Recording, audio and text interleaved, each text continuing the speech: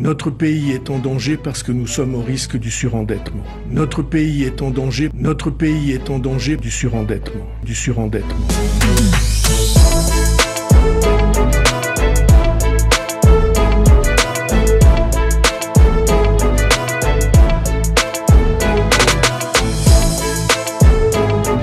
Selon François Bayrou, l'État serait au bord de la faillite et c'est pour ça qu'il faudrait faire 43,8 milliards d'économies.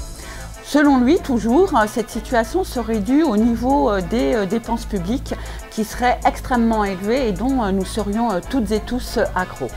Or, l'INSEE a prouvé récemment que les dépenses publiques étaient stables puisqu'elles s'élevaient en 2017 à 57,7% du produit intérieur brut et en 2024 à 57,4%. Ce n'est donc pas notre modèle social qui est la cause de cette situation et qui est la cause de l'augmentation du déficit et de l'augmentation de la dette. En revanche, étude après étude et rapport après rapport, en particulier celui de la Cour des comptes, tout le monde nous prouve que ce déficit, s'il s'est accru, c'est dû au manque de recettes dans les caisses de l'État. Notre pays est en danger. En effet, depuis l'arrivée d'Emmanuel Macron en 2017 et sa politique de l'offre, il n'a eu de cesse de baisser les impôts des entreprises et en particulier des plus grandes, mais aussi des plus fortunées.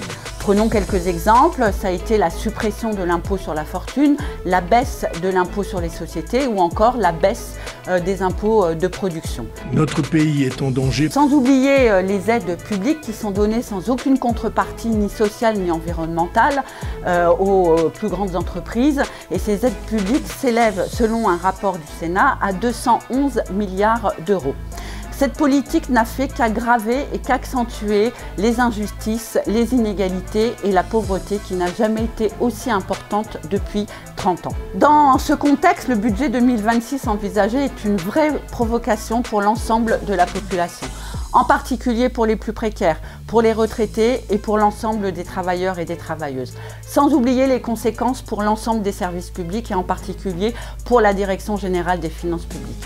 En effet, ce budget 2026 prévoit de nouvelles suppressions d'emplois qui accentuera les mauvaises conditions de travail pour l'ensemble des agentes et des agentes et qui mettra encore plus à mal l'exercice de nos missions. Pour Solidaires Finances Publiques, l'austérité n'est pas une fatalité et d'autres choix sont possibles pour imposer un budget de justice fiscale, de justice sociale et de justice environnementale. Instaurer la taxe Zuckman de 2% sur les 1800 ultra riches ayant un patrimoine de plus de 100 millions d'euros qui rapporterait à minima 20 milliards d'euros dans les caisses de l'État. Imposer une réelle progressivité sur l'impôt sur le revenu ou sur l'impôt sur les sociétés, mais aussi mettre en place une véritable revue des niches fiscales qui permettrait de supprimer celles qui sont les plus injustes fiscalement, socialement et d'un point de vue environnemental, qui pourraient rapporter 17 milliards dans les caisses de l'État.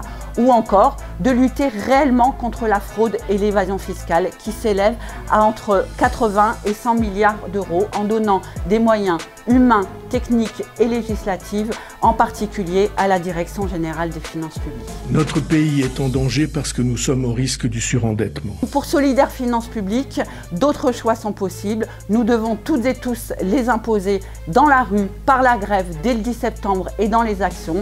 Donc toutes et tous en grève et dans l'action le 10 septembre prochain.